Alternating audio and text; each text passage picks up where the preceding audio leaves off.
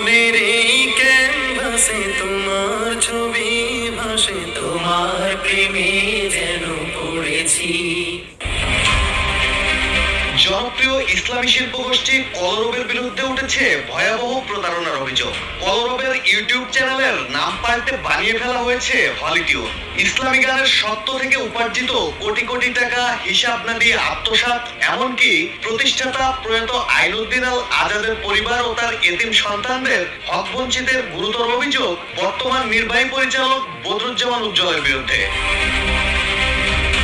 আজাদের মৃত্যুর পরেই বদরুজ্জামান উজ্জ্বল ও প্রধান পরিচালক রশিদ আহমদ ফেরদৌস একটি চক্র তৈরি করে আত্মসাৎ করেছেন কলরবের কোটি কোটি টাকা। এতে একদিকে আইনুদ্দিন আল আজাদের জনপ্রিয় সব গানের রয়্যালিটি থেকে বঞ্চিত হচ্ছে পরিবার, অন্যদিকে তার এতিম সন্তানরাও অর্থাভাবে দিন পার করছেন অতি কষ্টে। বন্ধ হতে চলেছে তাদের পড়াশোনাও।